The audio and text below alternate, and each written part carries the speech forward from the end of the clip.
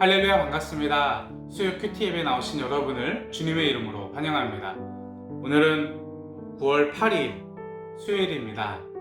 여호수아 4장 1절 4절 읽으면서 함께 말씀 은혜를 나누도록 하겠습니다. 하나님 나라 읽기. 온 백성이 모두 요단강을 건넜을 때에 주님께서 여호수아에게 말씀하셨다. 너는 백성 가운데서 각 지파마다 한 사람씩 12사람을 뽑아서 세워라. 그리고 그들에게 제사장들의 발이 굳게 선 그곳 요단강 가운데서 돌 12개를 가져다가 오늘 밤 그들이 머무를 곳에 두라고 하여라.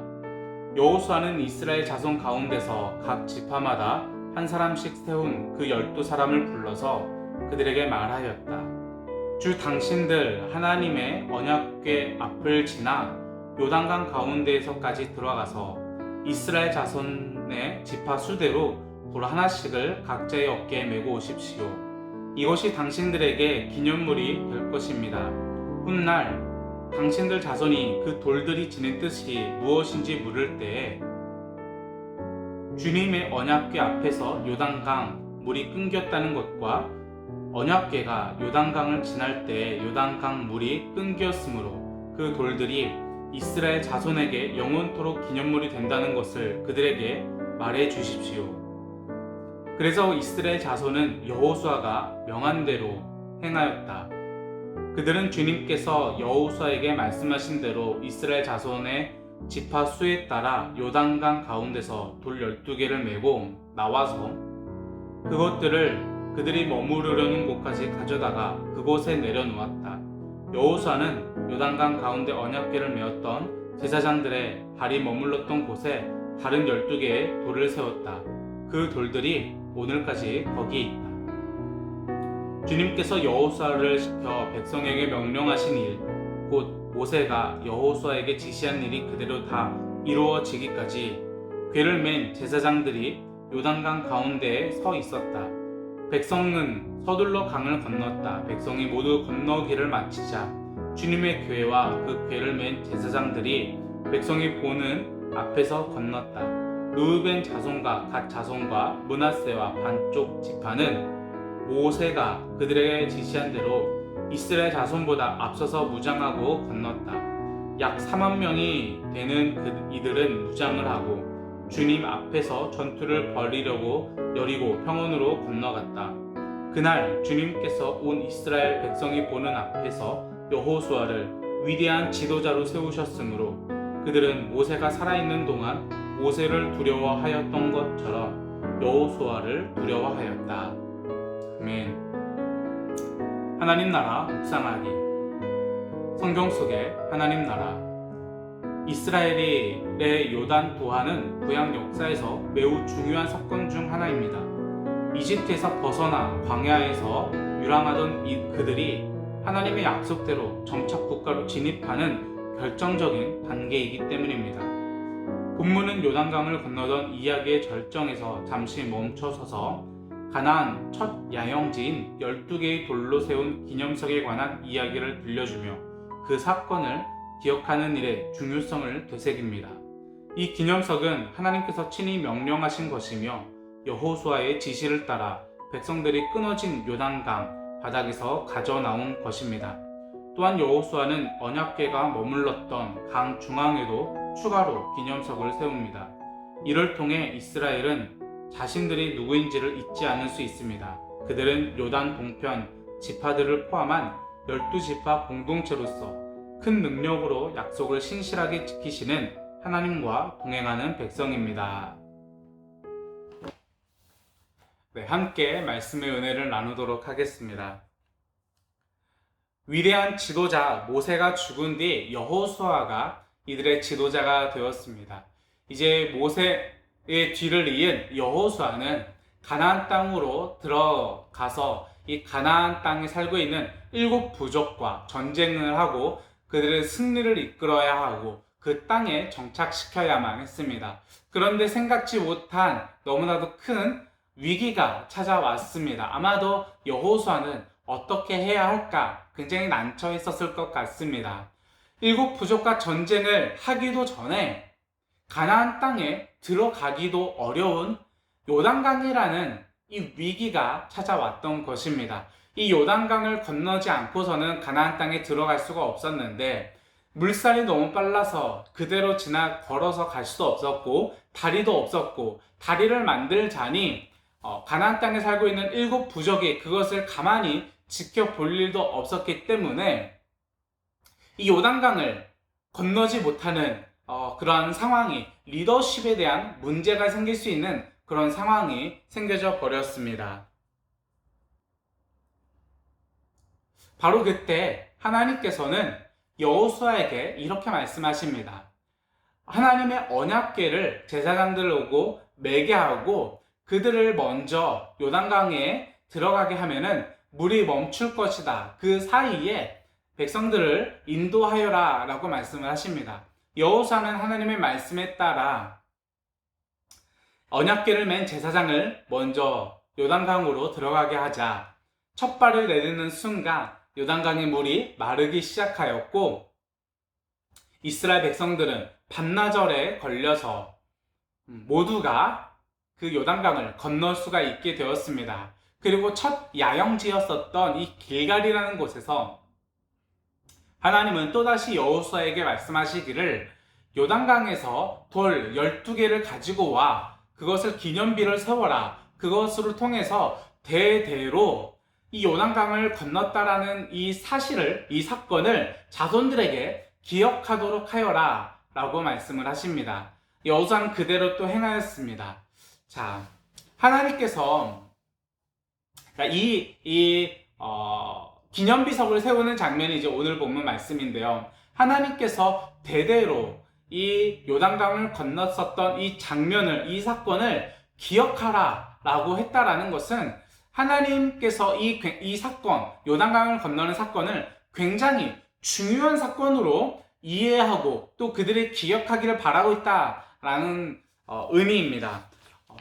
하나님은 이 요단강을 건너는 사건이 왜 그렇게 중요했었을까요? 오늘 본문 말씀 7절에 이렇게 말하고 있습니다. 함께 읽어보겠습니다. 시작!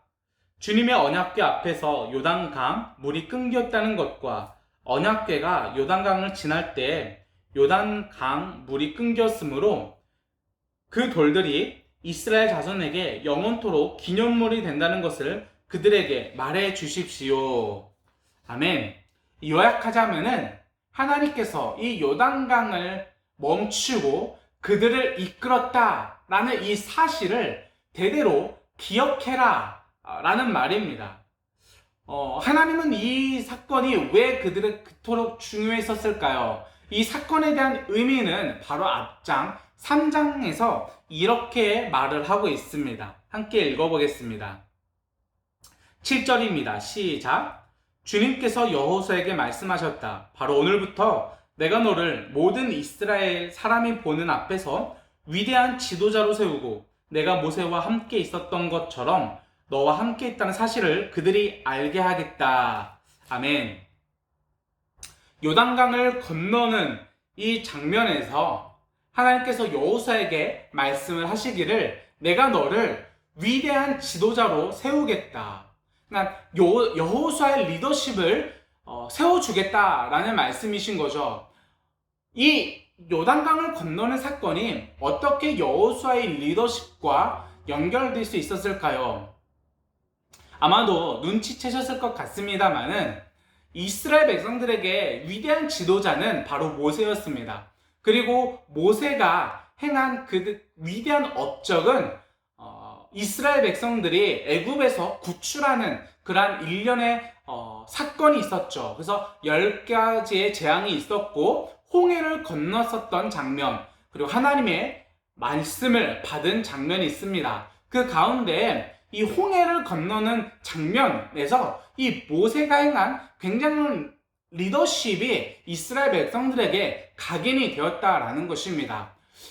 하나님께서 모세와 함께 하심으로 모세가 이스라엘 백성들을 홍해를 건너게 하셨던 것처럼 동일하게 하나님께서 여호수아를 통해서 이스라엘 백성들이 요단강을 건너게 하심으로 말미암아 하나님께서 모세와 함께 했던 것처럼 여호수아와 함께하고 있다라는 그 사실을 이스라엘 모든 백성들에게 각인시키고 인식하게 하고자 하는 의도가 있었다라는 것입니다.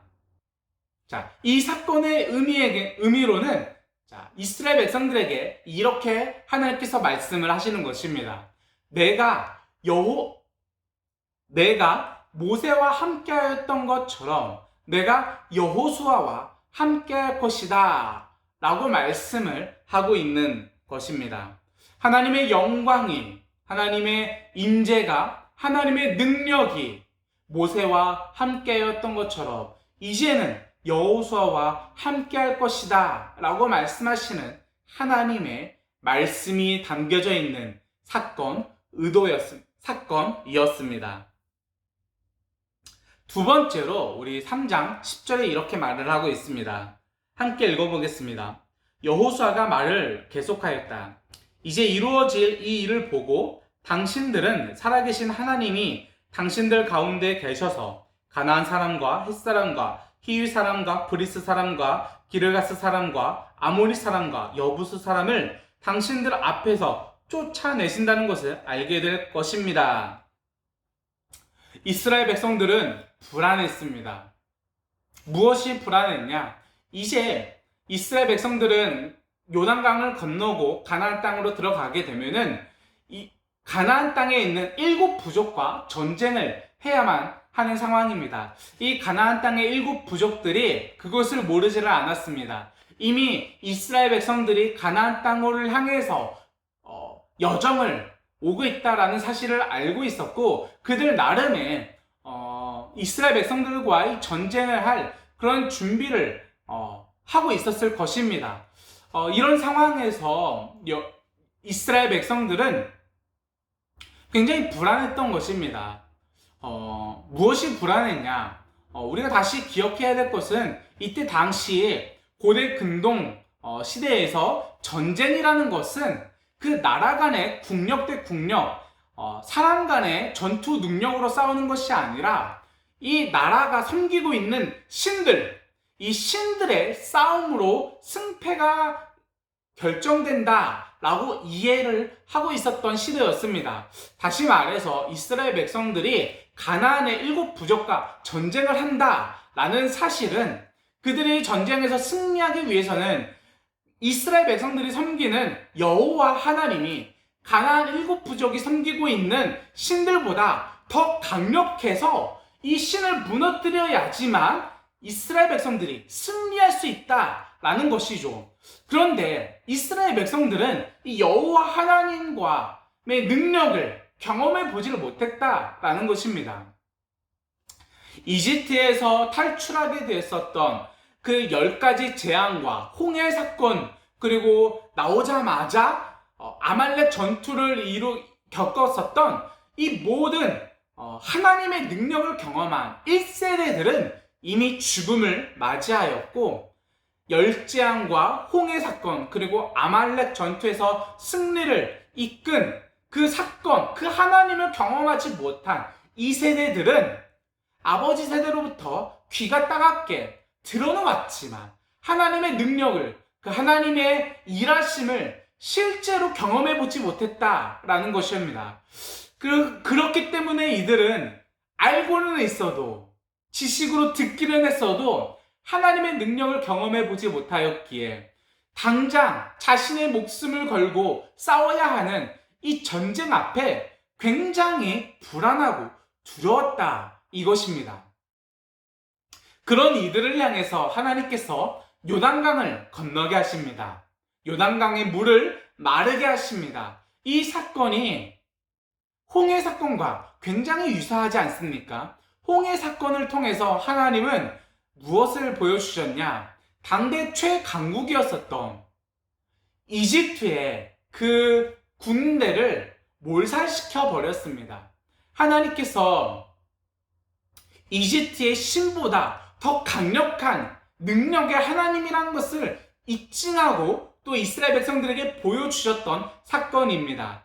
이 사건을 다시 기억시킴으로 말미암아 요단강을 마르게, 홍해 사건과 비슷하게 마르게 하여 그들을 건너게 하심으로 그 이집트의 신보다, 최강국이었던 이집트의 신보다 더 강력한 여호와 하나님이 이스라엘 백성들 2세대와 여전히 함께하고 있다라는 사실을 보여줌으로써 앞으로 가나안의 7 부족과 전쟁을 하기 앞서 그들의 마음을 격려하고 또 승리할 것이다라는 확신을 주고 있다라는 것을 우리는 볼 수가 있습니다.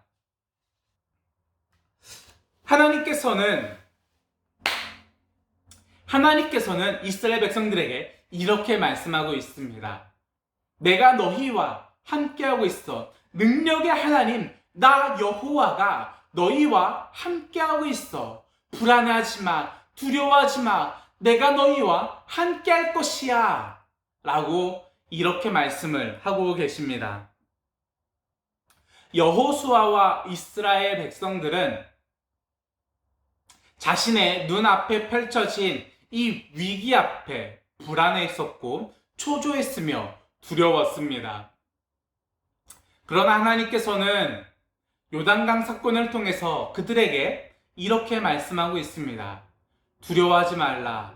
내가 너와 함께함이라. 놀라지 말라. 내가 너를 붙잡아 주리라. 라고 말씀을 하고 계십니다. 막막하고 불안해하고 초조해하고 두려워하고 있었던 그들을 향해 하나님께서 주시는 말씀은 단 하나의 말씀이었습니다. 내가 너와 함께함이라. 우리의 삶도 여호수아나 이스라엘 백성들처럼 참으로 어렵고 힘겨울 때가 있습니다. 막막하고 앞이 보이지 않아 어떻게 이 앞날을 헤쳐나가야 할까 이렇게 불안해하고 초조할 때가 참으로 많이 있습니다. 그리고 우리는 하나님 앞에 기도하면서 어떻게 이 사건을 헤쳐나가야 할지 현실적이고도 실질적인 방안을 따라 움직이려고 할 때도 참 많이 있습니다. 이스라엘 백성들도 아마도 그랬을 것 같습니다. 어떻게 나의 리더십을 세울 수 있을까 고민하였었던 여호수아, 그리고 전쟁을 앞두고 있었던 불안하고 두려워하고 있었던 이스라엘 백성들, 어떻게 우리가 승리할 수 있을까 고민하고 또 불안해했었던 그들 앞에 하나님께서는 현실적인 방법을 말씀하지 않으셨습니다. 그들에게 하신 말씀은 오직 이것이었습니다. 내가 너희와 함께함이라. 하나님께서는 동일하게 우리에게도 이렇게 말씀하십니다. 내가 너희와 함께함이라. 하나님께서 우리와 함께하기 위해서 임마누엘 하나님 예수님을 이 땅으로 보내주셨습니다. 예수님께서 하늘로 올라가실 때 보혜사 성령님이 우리와 함께할 것이다 라고 말씀을 하십니다. 하나님은 여전히 우리와 함께 하십니다. 할렐루야. 아멘이십니까?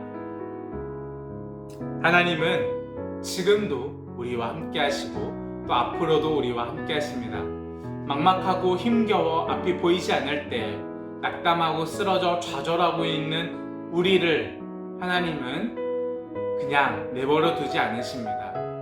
우리에게로 내려오셔서 우리와 함께 하시고 우리의 고통과 아픔을 함께 짊어지시며 우리를 일으키시고 우리가 다시 걸어갈 수 있도록 하나님은 도와주시는 분이십니다. 그 하나님을 믿으면서 우리와 함께 하시는 그 하나님, 동행하시는 하나님의 손을 붙잡고 이 힘겨운 세상을 한 걸음씩 걸어가는 저와 여러분 되시기를 주님의 이름으로 소망합니다.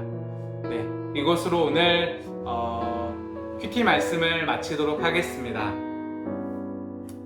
네, 이제 여름이 끝나고 이제 가을이 찾아오는 것 같습니다. 이 환절기에 여러분들 감기 또 건강 조심하시고 네, 그렇게 우리는 또 다음 주에 뵙도록 하겠습니다. 다음 주에 뵙겠습니다.